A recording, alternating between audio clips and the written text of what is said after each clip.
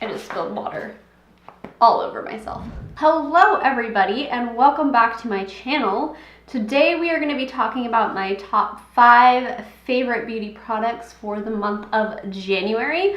I haven't done like a monthly favorites in a long time, but I just kind of wanted to get back into it and talk about some products that I have been loving this month. If you're not already, please subscribe to my channel and like this video. And yeah, let's get into it. So some of these products have really become like my holy grail, like staple products. I used a lot of them in my minimal like base routine, which I'll link up here. Should we go from like least exciting to most exciting? I think that's a good idea. So the first thing I want to talk about is actually not a makeup product, it is a deodorant. This is the Kopari coconut oil deodorant. This stuff is so good. I don't know why I'm hitting myself with it. I think I've talked about this before, but I have really sensitive underarms, so a lot of deodorants will irritate them, so I kind of have to go on the more natural side a lot of the times and like unscented side.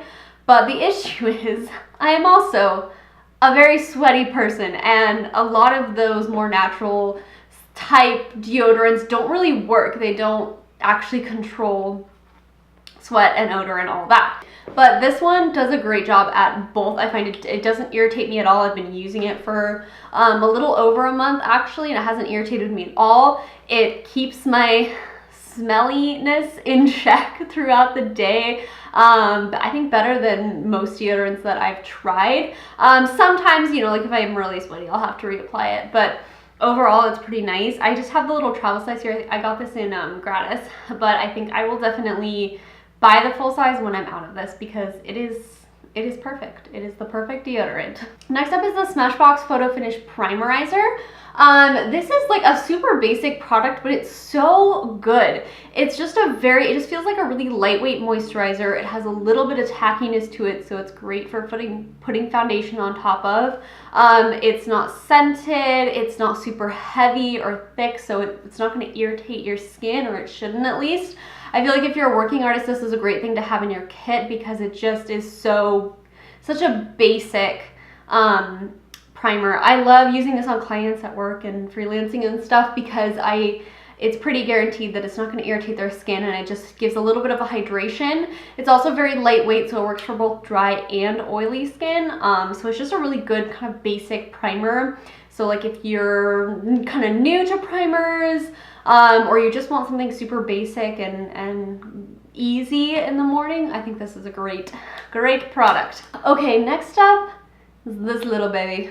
So this is the Milk Makeup Kush Brow Fiber Brow Gel. This is the best brow gel on the planet. It's so volumizing, and it just coats the brow hairs and makes you look like you have the fluffiest, like most insane brows. Like I have it in right now, and I have no eyebrows, okay? So I just have a little bit of this in a brow definer, and it's beautiful. It's got this tiny little wand, so you can really kind of get in there and get those hairs nice and volumized. The hold is pretty good. It's not as good as my e.l.f. Clear Brow Gel, so I will usually use this to sort of fill and put into place, and then I'll go in with a coat of the e.l.f. Brow Gel just to set them, make sure they last all day, because that shit is like shellac. But this is great for adding volume, and I think if you don't really mind, like if you don't need a whole ton of hold for this, I do think that this one has a decent amount of hold, but it's just not as good as that e.l.f. one. But it's such a good brow gel. I love it so much. Moving on. Ooh, we have another Milk makeup product. I don't know why I'm playing catch with it. Anyways, this is the Milk Lip and Cheek Stick, and this is in the shade Rally. This is such a beautiful blush. It just gives the cheeks such a natural flush, at least on my skin tone, and it just makes me look like I've been sort of in some cold weather, which is accurate for this time of year, or that I just went for a bit of a run, and it just makes the skin look sort of dewy and fresh and just like a natural flush. I love putting this over top. I don't have it on today, I have another cream blush on, but I love putting this over top of once I have my highlight and my bronzer on, and just patting this in because it gives such a nice dewy look to the skin. I like using this over kind of more matte foundations or over powder because it just sort of reinvigorates and rehydrates the skin.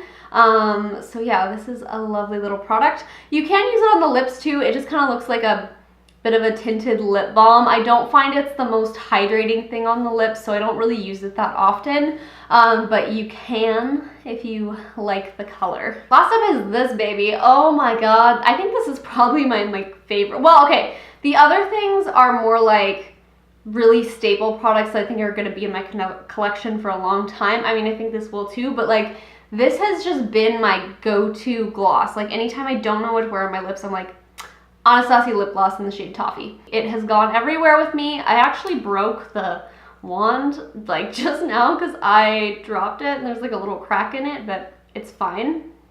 This is just such a creamy pigmented gloss. It can feel a little heavy on the lips, but I don't really mind that. If you do, like, that's something to keep in mind. But I just love how it looks and wears throughout the day. It's very pigmented, so it kind of looks like you have a lipstick. Oh, okay, dropping it again. It's very pigmented, so it kind of looks like you have a lipstick on and then you put a gloss over top. And then it just wears really nicely throughout the day. So by the end of the day, it just kind of looks like you applied a cream lipstick and it's just sort of like sunk into your lips a little bit. The glossiness does last about a couple hours, which is a pretty long time for a gloss.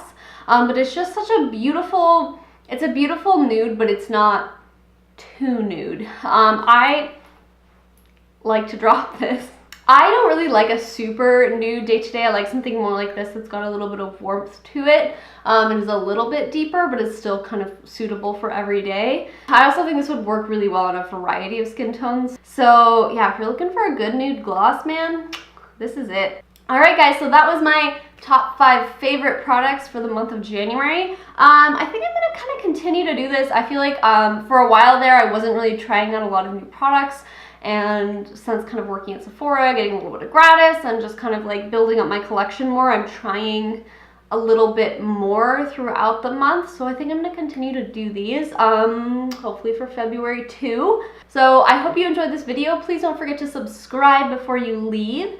And yeah, hope you all have a good rest of your day, and I will see you again soon. Bye.